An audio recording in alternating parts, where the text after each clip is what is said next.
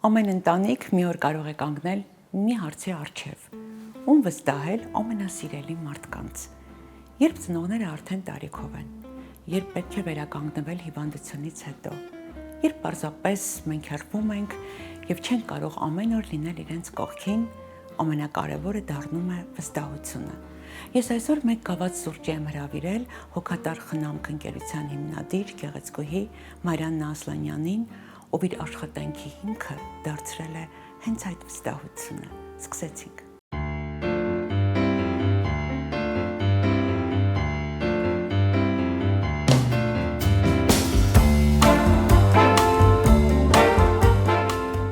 Բարև ձեզ սիրելի Մարիաննա, շնորհակալ եմ, որ դուք ընդունեցիք սուրճի իմ հրավերը։ Բարև ձեզ։ Սուրճ սիրում եք։ Այո։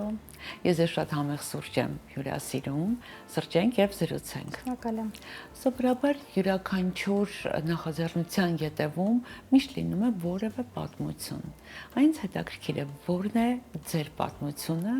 եւ ինչպես սկսվեց հոգատար խնամքի ճանապարհը։ Ամեն ինչ սկսվեց այնտեղից, որ ընկերական շրջապատում շատ էի լսում այն գաղափարը, որ բուժքույրերը անհրաժեշտ չեն կարողանում գտնել, խնամքի անհրաժեշտ իրենց ծնողներին չգիտեն ոնց կազմակերպեն, կամ սիստեմաներ ունեն նշանակված, դեռ մարդ չեն գտե, ով կկարողանա գա իրանց տանը դա կազմակերպի։ Եվ մտածեցի, որ դա մեկ ընտանիքի խնդիր չէ, այլ տարբեր ընտանիքների խնդիր, եւ կարելի է ստեղծել մի տեղ, որտեղ կարող ես համախմբել լավ մասնագետներ եւ այդ հարցին լուծում տալ, եւ այդպես էլ արեցինք, հավաքեցինք պրոֆեսիոնալ մասնագետների խումբ, որոնց միջոցով կազմակերպում ենք մեր խնամքը։ Ով որոշեց անունը հոգատար խնամք։ Որոշեցի ես, քանի որ մենք պետքա հոգ տանենք եւ ամեն բուժօգնության եւ ամեն ինչի հիմքում խնամքը շատ կարեւոր է եւ հոգատարությունը, այդպես որոշեցինք հոգատար խնամք անվանել մեր կազմակերպությունը։ Ես շատ ուրախ եմ, որ ես եւ իմ թիմը ընդգրկված ենք այս նախագծում, իրականում ինձ համար շատ պատիվ եւ պատասխանատվություն է, որ այսպիսի նախագիծը վստահված է ինձ եւ իմ թիմին, եւ ես կարող եմ համարել, որ այս պրոյեկտը իմ ամենաստացված եւ հաջողված պրոյեկտներից մեկն է համարվում։ Ի սկզբանե, երբ որ այս պրոյեկտը ինձ առաջարկեց Մարիաննան, որ պետք է սկսենք, ես մի փոքր մտավախություն ունեի, որովհետեւ այլ երկրներում այս ծառայությունները հիմնականում ֆինանսավորվում է պետության կողմից,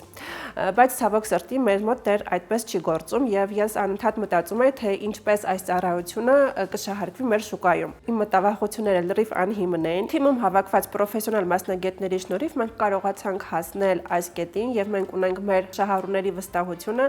եւ այսօր արդեն կարող ենք համարել, որ մեր պրոյեկտը ստացված է։ Մենք գնալով ընդլայնվում ենք, զարգանում ենք, մտածում ենք նոր ծրագրեր Մարիաննայի հետ, խնամք ասելով մենք ուղղակի չենք հասկանում բուժքույրական խնամք, խնամքը սկսվում է մտքից, խնամքը սկսվում է մարդու ապրելակերպից, այսինքն մենք փորձում ենք ինչքան հնարավոր է շատ հետաքրքիր ծրագրեր ընդգրկել այս պրոյեկտի շրջանակներում, որպեսզի ինչքան հնարավոր է մարդկանց ժպիտներ պարգևենք եւ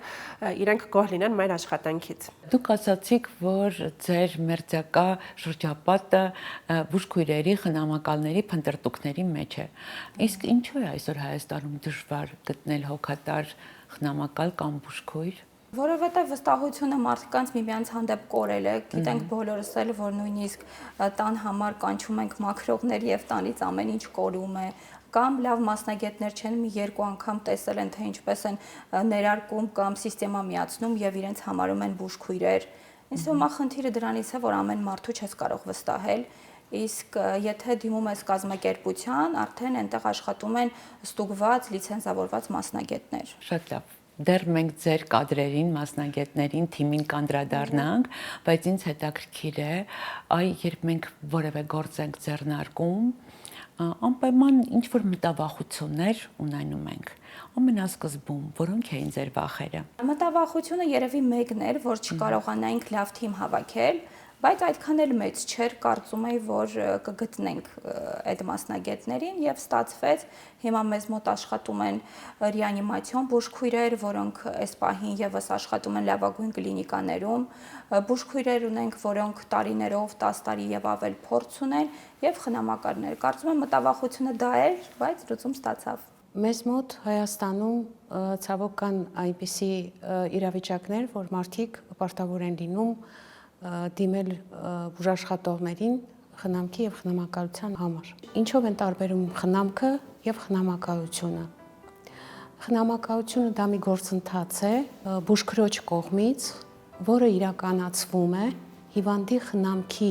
բարելավման, արագ ապաքինման եւ բարդություններից խուսափելու համար։ Խնամքի հիմնական տեսակները լինում են 3 տեսակ. ընդհանուր խնամք, հատուկ խնամք եւ վերականգնողական խնամք։ Այսինքն հիմնական խնամքով զբաղվում ենք գրեթե այն մարդկանց հետ, ովքեր որ ցանկությունը ունեն, անկախ նրանից արդյոք հիվանդություն ունեն, թե առողջ են։ Հատուկ խնամք ցանկացողները հիմնականում լինում են կամ քրոնիկ հիվանդություններ ունեցող հիվանդները, կամ հետվիրահատական շրջանում գտնվող հիվանդները։ Այսինքն քրոնիկ հիվանդություններ ունեցող հիվանդներից ես կարող եմ մատնանշել դեմենցիայով հիվանդի, որի հետ ես հիմա աշխատում եմ։ Հիմնականում սկսվում է մեր օրը միասին, ավարտվում է միասին, եւ վերջինը վերականգնողական խնամք, որը հիմնականում կատարվում է հետվիրահատական շրջանում հիվանդի հետ աշխատելիս։ Այսինքն այս պարագայում մենք պետք է զբաղվենք, շատ լուրջ պետք է զբաղվենք բժշկի նշանակումներով, որոնք վերաբերվում են եւ դեղորայքային բուժման, եւ ներերակային, եւ միջմկանային ներարկումներով։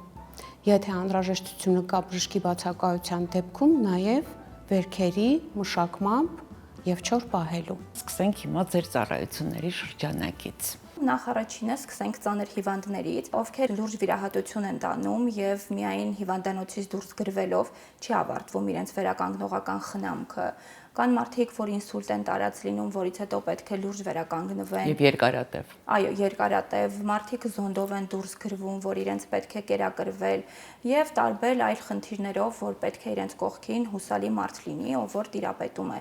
այդ բոլոր հնարքներին, թե ինչպես իրենք վերականգնվեն։ Խոսքը բուժքույրների մասին է։ Մասնագիտական ծառայության մասին։ Այո, խոսքը հենց ռեանիմացիայում աշխատող բուժքույրերի մասին է, որովհետեւ իրենք մի փոքր առանձնանում են։ Ռեանիմացիոն բուժքույրերը զբաղվում են ավելի լուրջ վտանգ իրենից ներկայացնող խնդիրների հետ։ Բուժքույրերի թիմ ունենք, որոնք իրականացնում են սիստեմաները, ներարկումները կամ վերքերի խնամքով են զբաղվում, որովհետև երկարատև եթե պարկում են, պարկելախոցեր եւ այլ տեսակի խնդիրներ են առաջանում, որpիսի այդ ամեն ինչից զերծ մնա հիվանդը։ Իսկ խնամակալները արդեն հոգ են տանում նույնիսկ առողջ մարդու մասին, ովքեր ուղղակի զուտ տարիքով է, ունի շփման խնդիր, ունի կենցաղային խնդիրներ, որ պետք է իր մոտ լինի մեկը, որը կարողանա իր հետ համատեղ այդ հարցերին լուծում տա։ Լավ, եկեք մենք հիմա մի փոքր բացենք ծառայությունների շրջանակը եւ էպիզոդներով քննարկենք։ Հիվանդանոցում երբ պարկած են լինում է դեպքեր, որ պետք է լինում ձեր բուժքույրը լինի հենց հիվանդի կողքը, որպես խնամակալ։ Այո, լինում է, բայց որպես խնամակալ է հանդես գալի, որովհետև հիվանդանոցում արդեն անհրաժեշտ բոլոր ծառայությունները մատուցվում է։ Մեր բուժքույրերը, այո, 24 ժամ գնում են բուժքույրերը եւ խնամակալները, կախված թե ինչ է անհրաժեշտ, գնում են եւ այդ ծանր օրերին լինում են ընտանիքի անդամների կողքին եւ հենց իրենք են հոգ տանում պացիենտի մասին։ Ծանր թերապիաներից հետո նաեւ շատ հաճախ անհրաժեշտ է լինում վերականգնողական բուժում, որը չի սահմանափակվում միայն սրսկումներով եւ մնացած այլ բաներով, ինչ անում է բուժքույրը։ Այդ դեպքում եւս կարծում եմ, որ դուք ունեք ծառայություններ։ Մենք ընթացքում արդեն պացիենտին ինչ ծառայություն անհրաժեշտ է, դա ավելացնում ենք։ Շատ ժամանակ վերականգնողական մերսումներ է անհրաժեշտ լինում, կամ ֆիզիոթերապիա, ինչպես նաև տոկեր եւ նմանատիպ մասնագետներ նույնպես ունենք, որ միանում է վերականգնողական թիմին եւ ընդհանուր համատեղ ուժերով հիվանդին ոտքի են կանգնեցնում։ Ես կուզենայի առանձնացնել խնամակալության տեսակների փուլերը, որոնցից հիմնականում ուզում եմ նշել 5 կետ։ Առաջինը՝ հիվանդի վիճակի գնահատումը։ Երկրորդը՝ հիվանդության տեսակները։ Երրորդը՝ խնամքի գնահատումը։ Չորրորդը՝ խնամքի իրականացումը եւ վերջում արդյունքների գնահատումը։ Սովորաբար բուժաշխատողները հիմնականում նաեւ հոգեբաններ են։ Երբ որ առաջին անգամ հանդիպման ես գնում շահառուհի հետ, շատ հուզված ես լինում։ Արդյոք շահառուն քեզ կսիրի, կհավանի, կվստահի եւ նաեւ հակառակը։ Արդյոք ես կկարողանամ շահառուի հետ աշխատել, միթե ինքը ինձ կվստահի, ես իրան կվստահեմ եւ հարազատները նույնպես։ Իմ աշխատանքային պրակտիկայում երբևէ չի եղել, որ եւ իմ կողմից եւ շահառուի կողմից չլինեն եւ հարգանք եւ վստահություն։ Իմ աշխատանքում հիմնական սկզբունքը հոգատարությունն է, խնամքը եւ ամենակարևորը իմ աշխատանքի արդյունքի գնահատումը։ Մենք անընդհատ խոսում ենք ծանր դեպքերի մասին, բայց կարծում եմ, որ շատ հաճախ լինում են դեպքեր, երբ լուրջ չեն հիվանդությունները, բայց կա բուժքրոջ կարիք։ Այդ դեպքում ես կարծում եմ, որ ձեր ծառայություններից հնարավոր է նաև օգտվել։ Հատկապես գարնան է, երբ որ քրոնիկ հիվանդությունները սրվում են,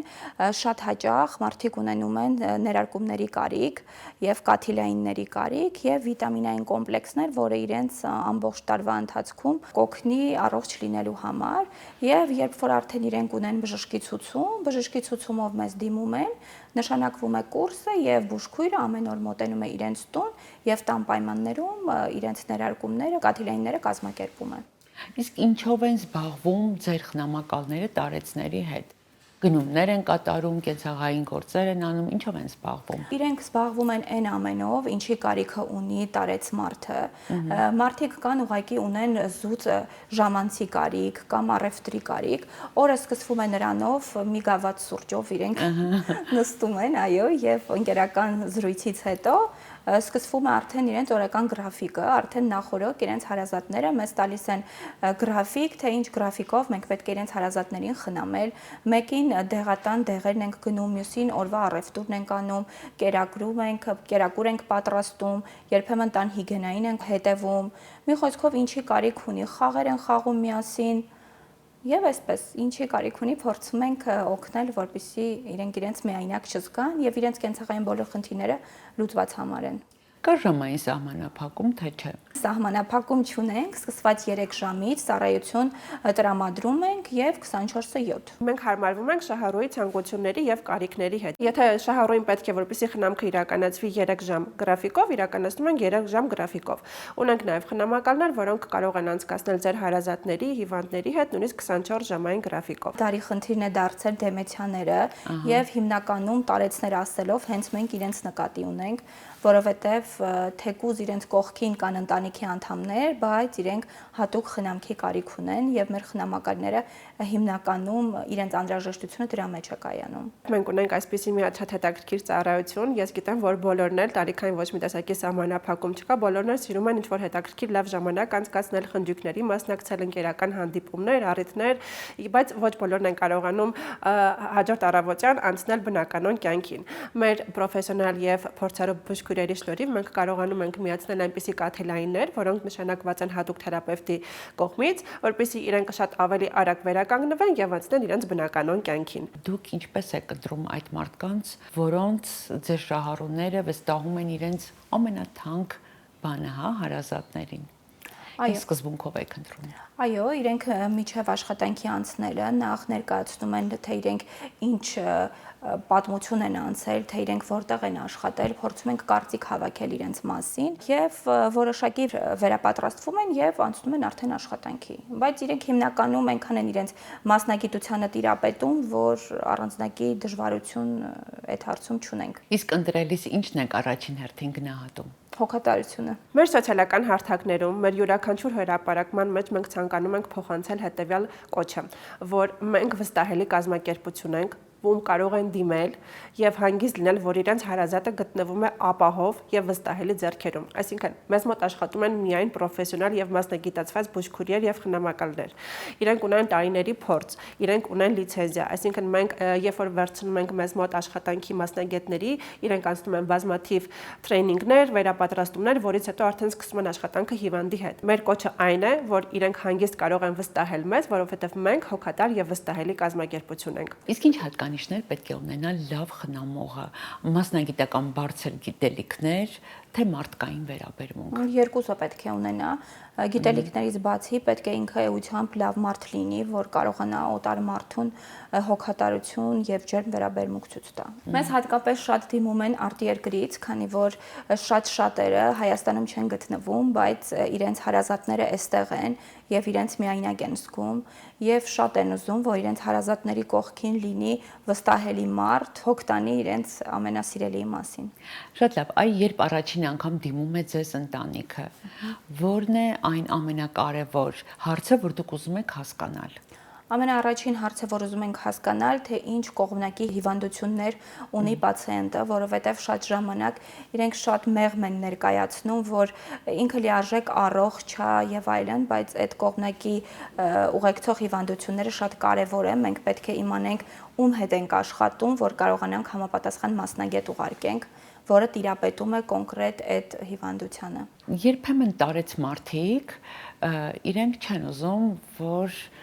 իրենց խնամքով զբաղվի օտարը։ Այ ինչպես է կարողանում ձևավորել այդ վստահության մթնոլորտը։ Այո, այդ վստահության մթնոլորտը հենց առաջին օրը ստացվում է,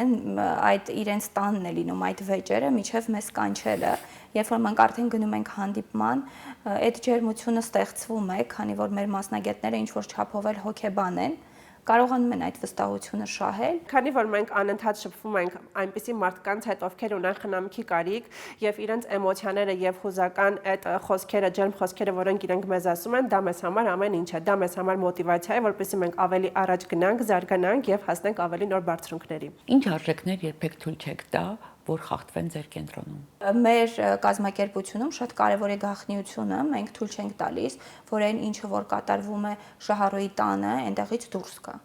Այն ինչ կատարվում է այնտեղ, մնում է այնտեղ։ Երբ որ մենք ստանում ենք պատվերը, մինչ անցնել աշխատանքի, նշեմ շատ կարևոր մեկ փաստ, որ մենք պարտադիր կնքում ենք պայմանագիր Շահառուի հետ, որից հետո արդեն սկսվում է խնամքը։ Պայմանագրի կարևորագույն կետերից մեկը դա գաղտնիության պահպանումն է։ Յուրաքանչյուր խոսք, յուրաքանչյուր իրավիճակ, որ տեղի ունենում այլ ընտանիքում, մնում է այդ ընտանիքում, այսինքն ոչինչ դուրս չի գալիս ընտանիքի սահմաններից դուրս։ Գաղտնիությունը պահպանվում է թեկուզ դեղերի առումով, հիվանդությունների առումով, մի խոսքով ոչ մի տեսակի ինֆորմացիա տվյալ ընտանիքից դուրս չի գալիս, դա մեր ընկերության գլխավոր արժեքն է։ Մինչ անցնել աշխատանքի յուրաքանչյուր բուժքուր եւ խնամակալ պարտադիր կարդում է պայմանագիրը, որտեղ գրված է այդ կետը։ Ձեր կենտրոնում գործում են նաև հոգեբանական ծառայություններ։ Ինչու ցանկացաք, որ այդ երկու ծառայությունները լինեն ձեր կենտրոնում, եւ խնամքը, եւ հոգեբանությունը։ Որովհետև առողջության մի մասն էլ հոգեբանական առողջությունն է կազմում, երբ որ մարդը հոգեբանորեն առողջ է, ավելի շուտ է վերականգնվում։ Դուք շատ կարևոր մի ծրագրի վրա եք սևեռել ձեր հայացքը, մտքի երիտասարդացումը, ինչ որտեղ երևի եկել է տարեցներից, հա, հենց այդ գաղափարը, որովհետև եթե միտքը երիտասարդ է նաև մարդը, եւ այսօր աշխարհը շատ դժվար է ծերանում։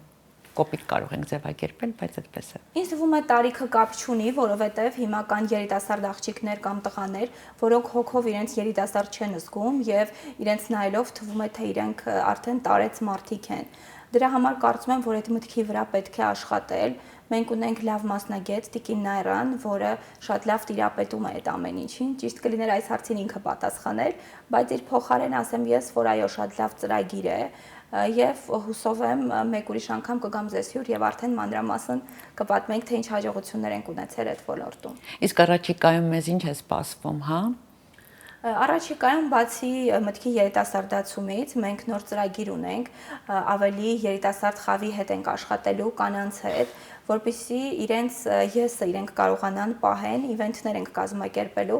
տարբեր թեմաների շուրջ, թե ինչպես կինը իրեն կարևոր զգա, թե ինչպես կինը իրեն առաջնային զգա եւ նմանատիպ մտքեր եւ գաղափարների շուրջ Ընդգրկելու եք միայն կանանց։ Նախատեսվում է այս պահին կանանց, եթե հետագայում մեր մասնագետը կգտնի, որ դա մասսայական խնդիր է եւ ոչ միայն կանանց, կլինի երևի արդեն սահմանափակումների եւ տղամարդկանց եւ կանանց, նույնիսկ դեռահասների Այս պահին ուղղված է այո կանանց շուրջ եւ առաջիկայում օգոստոսի 1-ին կլինի մեր առաջին իվենթը, դրանից հետո արդեն կհասկանանք, թե ինչ ֆորմատով ենք շարունակելու։ Հոգատար խնամքի հետ միասին մենք որոշեցինք սկսել մի նախագիծ ծրագիր, որը կոչվելու է Իմ եսը։ Ծրագիրը նպատակ ունի մեր կանանց օգնելու, ճանաչելու եւ գտնելու իրենց եսը։ Սեմինարի հիմնական նպատակը նա է, որտեղ պիտի հանդիպեն